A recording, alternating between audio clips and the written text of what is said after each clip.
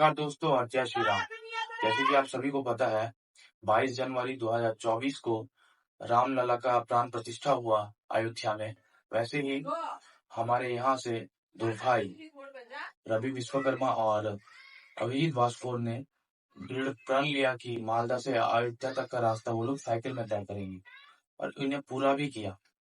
तो आज हम उन्हीं से बात करेंगे इस बारे में। तो इस यात्रा को करने की प्रेरणा आपको कहाँ से मिली और अयोध्या ही क्यों चुना आपने? नमस्कार, जय श्री राम। मालदा से चलकर जो अयोध्या की साइकिल यात्रा थी वो युवा मैं ही हूँ। और बात रही प्रेरणा की और अयोध्या धाम चुनने की, तो अयोध्या धाम चुनने का विषय नहीं है, क्योंकि 500 वर्ष का संघर्ष का परिणाम था जो कि 22 जनवरी 2024 को सबके बीच इस सौभाग्यशाली माहौल को दर्शाया गया और हम लोग उसी उत्साह के साथ पहुंचे जैसे कि पूरा भारतवर्ष से लोग पहुंचे। तो प्रेरणा की बात यह है कि हिंदू धर्म से प्रेरित, सनातन धर्म से प्रेरित जितने भी देवी देवता हैं, हम सबसे जुड़े हुए हैं और प्रेरित हैं। उन्हीं को मद्देनजर रखते हुए हम लोग अयोध्या पहुंचे और रामलला के प्राण प्रतिष्ठा का जो शुभ मुहूर्त था उसको हम लोग दर्शन किए। आपने जो मालदा से अयोध्या तक का रास्ता चुना वो किन किन रूट से होकर गुजरा और कैसे भव्य स्वागत हुआ आपका? जैसे कि मैं कहना चाहूंगा कि मेरा आदि घर जो है, पूर्वज जो मेरा घर है वो गोरखपुर है। तो हम लोगों का गोरखपुर आना जाना लगा रहता है। इसी दौरान हमें अयोध्या नगरी का जो रास्ता है संपूर्ण तरीके से हमें पता था और हम लोगों का जो रूट था वो था आपका यहाँ से रायगंज, रायगंज से पूर्णिया, पूर्णिया 0 माइल से फारबिसगंज, दरभंगा, मुजफ्फरपुर, गोरखपुर होते हुए हम लोग अयोध्या धाम तक पहुंचे। आपने जो मालदा से अयोध्या तक का रास्ता चुना उसके लिए आपने कभी प्रशिक्षण लिया था या फिर कोई तैयारी किया था? देखिए, सबसे पहले हम युवा को ये कहना चाहेंगे कि कहीं ना कहीं आप लोग नशे से दूर रहिए, क्योंकि मैं अपने व्यक्तिगत बता रहा हूँ कि मैं किसी भी नशे से प्रेरित नहीं हूँ। कहीं ना कहीं मुझे उस चीज का एडवांटेज मिला है कि हमें रास्ते में 900 किलोमीटर की दूरी तय करने में किसी प्रकार की परेशानी नहीं हुई है। और बात रही साइकिल चलाने की, तो कहीं ना कहीं किसी न किसी एक्टिविटी से हम लोग जुड़े हुए हैं जिसकी वजह से हमें साइकिल चलाने में भी कोई परेशानी नहीं हुई है। तो इसीलिए मैंने देखा भी था आपने एक मार्किंग चलाया था कि drug free society and sober society.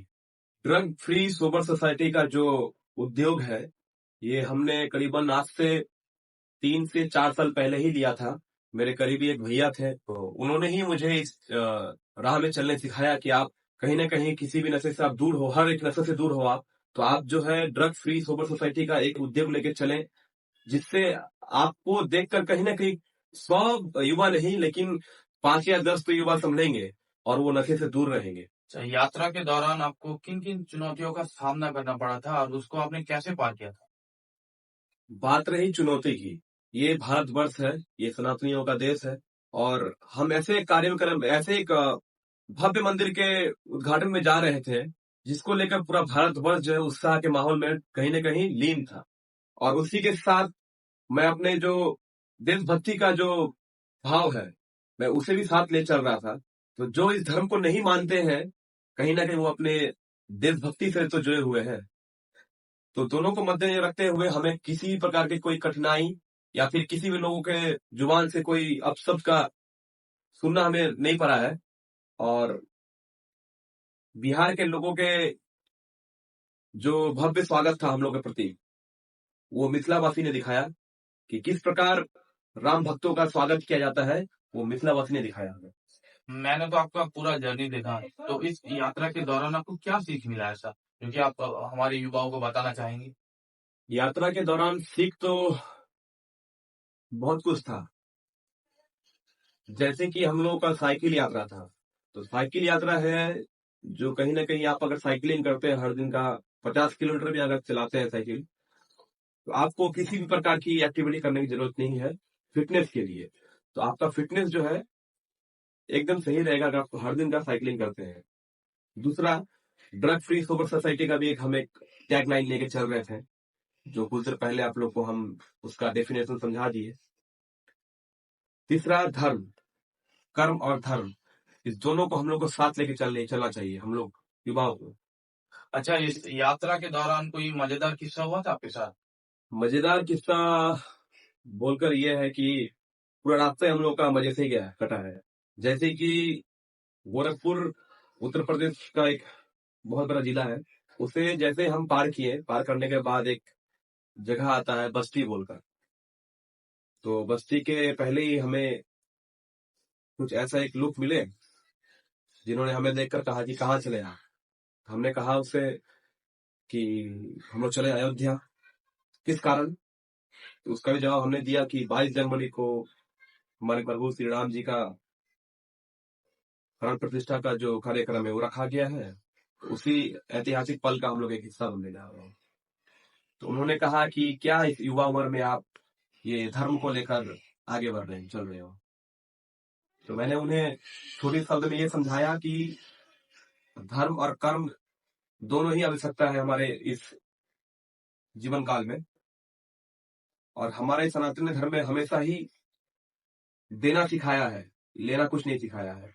हमारे धर्म ने हमें हमेशा देना ही सिखाया है, लेना नहीं सिखाया है। अगर हम रामायण जो पूरा पढ़ लें और गीता का पूरा अनुभव कर लें या पढ़ लें तो शायद हमारा आचरण हर एक लोगों के साथ ऐसा बन जाएगा कि लोग हमें हमेशा मतलब क्या कहें उसे कि सम्मान पूर्वक ही हमें अपने पास रखेंगे। तो ये हमारा धर्म कहलाता है और समझाता है। और कर्म की बात यह है कि वो कह रहे हैं कि आप अपने कर्म को छोड़कर क्या फालतू काम में पड़े हुए हैं, अपने रोजी रोटी का व्यवस्था करो। तो आज हम जिस स्थान पे खड़े हैं शायद हम अपने स्थान पे, ये मेरा बेहतरीन स्थान है कर्म के साइड से। तो आप कर्म करेंगे तो ही उसका फल मिलेगा आपको। और बगैर कर्म की आप अगर आशा बैठा रखेंगे कि हमको ये मिल जाए वो मिल जाए तो ये असंभव है। जब आप अयोध्या नगरी पहुंचे तब आप किन किन महान अनुभव से मिले और मतलब उनके बारे में आप क्या बोलना चाहेंगे? देखिए, पहले तो कहीं ना कहीं हम लोग जनरेशन वाइज हम लोग कहीं ना कहीं बहुत मॉडर्न हो चुके हैं। और हमें खुशी इस बात की है कि इस मॉडर्न समय में भी हम कहीं ना कहीं ऋषि मुनियों के साथ अपना जीवन व्यतीत किया अयोध्या नगरी में। वहां पे काफी होटल वगैरह, रिसोर्ट वगैरह का प्रबंध था, लेकिन हम लोगों ने किसी महाप्रभु के द्वारा हमें गुरुकुल में रहने का सौभाग्य प्राप्त हुआ। तो हमारा जीवन इस प्रकार वहां पे चल रही थी कि सुबह 6:30 से 7 के बीच आपको स्नान कर लेना है। इस सर्द काल में स्नान करने के बाद बाबा बजरंगी का आरती होता है। आरती होकर फिर हमें जो भी हो नाश्ता वगैरह देकर, फिर दोपहर का 12 बजे खाना देकर, फिर संध्या रात को आरती होकर हमें उस भंडारा का भोजन को बाबा का पास चढ़ाकर उस भोजन को ही हम लोग ग्रहण करते थे। और बात रही महापुरुषों की, तो सबसे बड़ी बात यह है कि हमारे लिए कि हमें वहां पे जगत गुरु श्री रामभद्राचार्य जी से हमारा दर्शन हुआ, उनका कथा सुनने का हमें सौभाग्य प्राप्त हुआ। इसी प्रकार उसी मंच पे विराजमान थे बागेश्वर धाम के सरकार श्री धीरेन्द्र शास्त्री जी, जिसे अभी पूरा युवा फॉलो कर रहे हैं, पूरा सनातनी फॉलो कर रहे हैं। और उनका मुद्दा एक ही है, हिंदू राष्ट्र। तो जिसे हम इतना दिन से फेसबुक, फोन पे, टीवी पे देख रहे थे, तो उन्हें जब करीब से देखा तो बहुत अच्छा अनुभव हुआ। और उनका कथा सुनकर कहीं ना कहीं लगा कि हाँ, हम अपने मार्ग में सही चल रहे हैं और धर्म को लेकर हम सही चल रहे हैं। जैसे कि हम लोगों को तो पता ही है कि 22 जनवरी को 2024 को प्राण प्रतिष्ठा हुआ, लेकिन आपने भव्य दर्शन कब किए श्री रामलला के? प्रभु श्री राम से हमारा दर्शन 23 जनवरी को हुआ। आप सबको पता होगा कि 22 जनवरी को भारत के जितने भी बड़े बड़े उद्योगपति हैं, जगत गुरु हैं, बड़े बड़े मंत्री हैं, उन लोगों का उस दिन आवागमन था। और सिक्योरिटी रीजन बहुत टाइट थी वहां की। जैसे कि हमने देखा वहां पे सिक्योरिटी पे एसएसबी से लेकर जल, थल और वायु, इस तीनों को निगरान रखा गया था कि आप वायुसेना से भी कुछ नहीं कर पाएंगे, जल से भी कुछ नहीं कर पाएंगे और थल से भी कुछ नहीं कर पाएंगे। तो कहीं ना कहीं उत्तर प्रदेश सरकार को मेरा असंख्य धन्यवाद कि आप लोगों ने इतनी सुंदर सुरक्षा को रखते हुए, सफाई को रखते हुए इस भव्य कार्यक्रम का माहौल को बनाए रखा। अच्छा, जब आपने रामलला का दर्शन किया था उसके बाद आपको कैसा महसूस हुआ था? आप लोगों ने 22 तारीख को हमारे पूज्य जगत गुरु श्री रामभद्राचार्य जी का जो उस सेकंड का एक वार्ता था कि वो अनुभव किए हैं कि रामलला के अंदर वो धड़कन का अनुभव किए हैं। कहीं ना कहीं ये बात हमें भी, हम सबको शायद ये अनुभव हुआ होगा 23 तारीख को जब आम पब्लिक के तौर पे हम लोग वहां पे दर्शन करने पहुंचे। तो वो भीड़ के बीच हमें जब उस मूर्त की दर्शन हुई जिसे पूरा भारतवर्ष काफी सदी से इंतजार देखने के लिए उत्तेजित थे, तो हमें भी कहीं ना कहीं लगा कि हाँ शायद रामलला का वो जो मूर्त है वो कहीं ना कहीं लग रहा था कि हाँ वो मतलब जीवित है और हमारे बीच है। ऐसा हमें भी अनुभव हुआ। अच्छा भैया, जब रामलला का प्रतिष्ठा हुआ उससे पहले एक फोटो वायरल हुआ था, मतलब वो फोटो क्या सही में सही था या फिर गलत था? देखिए, तस्वीर जो है दो तरह का सोशल मीडिया पे वायरल हुआ था। एक था आपका जो प्रभु श्री राम के चेहरे पे कपड़े द्वारा बांधा गया था, वो एक तस्वीर, और एक जो है पूरा खुला चेहरा उनका सोशल मीडिया पे वायरल हुआ था। वो खुला चेहरा वाला जो तस्वीर था वो गलत था। और इस बात की जो सही और गलत की बात है ये हमें हनुमानगढ़ी के जो मुख्य पूज्य है, पुजारी हैं श्री राजू दास जी, उनके द्वारा हमें इस बात का प्राप्ति हुआ कि वो तस्वीर गलत है और रामलला की जो मूर्ति का जो मुख्य दर्शन है वो 22 तारीख को ही होगा। तो ये काफी तेजी से बहुत वायरल हो रहा था, लेकिन हमें इस बात का ज्ञान था कि ये गलत है। और 22 जनवरी को जब असल चेहरा मीडिया के द्वारा सामने आया तो वो बात जो है क्लियर हो गया। बीच में एक वीडियो वायरल हुआ था श्री बागेश्वर धाम सरकार का। उन्होंने कहा था कि अयोध्या तो सिर्फ एक झांकी है, अभी तो और बाकी है। मतलब ये बाकी चीज क्या है? देखिए, अयोध्या एक झांकी है, अभी और बाकी है।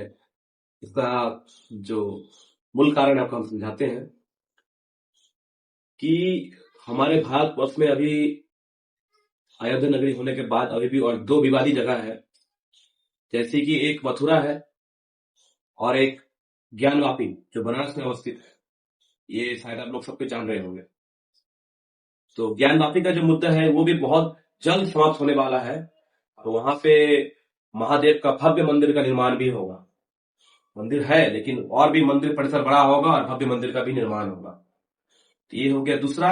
और तीसरा मथुरा, इसमें थोड़ी समय लगेगी लेकिन मथुरा भी हमारा ही है और मथुरा में भी श्री कृष्ण ही विराजमान होंगे और भव्य तरीके से विराजमान होंगे। आपने जो यात्रा तय किया उसको कहीं ना कहीं राजनीति के साथ जोड़ा जा रहा है, तो इस पे आपका क्या विचार है? देखिए, प्रभु श्री राम जो है वो बीजेपी का व्यक्तिगत नहीं है या भी किसी भी पॉलिटिशियन का व्यक्तिगत नहीं है। हम हिंदू हैं, हम सनातनी हैं। हम जिस प्रकार महादेव को मानते हैं, अन्य देवी देवता को मानते हैं, उसी प्रकार हम रामलला को भी मानते हैं। तो अगर कुछ लोग ऐसे हैं कि जो आपके यात्रा में बाधा बनते हैं, तो हम समझ रहे हैं कि वो राजनीतिक मुद्दा से जोड़ने वाले लोग भी कहीं ना कहीं मेरे लिए बाधा ही थे। लेकिन हम लोग ने उसे अनदेखा किया और अपना जो यात्रा है वो सही तरीके से संपूर्ण किया। अयोध्या यात्रा हो गया, रामलला का दर्शन भी हो गया, अब आपका नेक्स्ट प्लान क्या है? ये मेरा पहला यात्रा से हमें रास्ते की पूरी अनुभव हो चुकी और जो प्यार मान सम्मान मिला हमें, अब ये यात्रा रुकने वाली है नहीं। प्रतिवर्ष हम कोई ना कोई यात्रा में निकलेंगे और साइकिल से ही निकलेंगे। जैसे आप लोगों ने देखा होगा कि मनीष कश्यप जी के साथ मेरा एक इंटरव्यू हो रहा था, तो उसी दौरान मैंने ये अनाउंस कर चुका है कि हमारा जो अगला दौरा होगा वो है आपका रामेश्वर तमिलनाडु। वहां पे एक ज्योतिर्लिंग है जहां से प्रभु श्री राम पुरुषोत्तम मर्यादा पुरुषोत्तम कहलाए थे। तो हम अगला स्थान उन्हीं को चुने हैं और वहां पे पहुंचकर 22 कुएं के जल से स्नान कर प्रभु ज्योतिर्लिंग महादेव का हम लोग अभिषेक करेंगे। जय श्री राम भैया। जय श्री राम। और धन्यवाद कि आप हमें इतना अपना कीमती वक्त दिए, उसके लिए धन्यवाद। तो वीडियो होता है यहीं पे खत्म। आप देखते रहिए और बने रहिए द ट्रैवलर के साथ।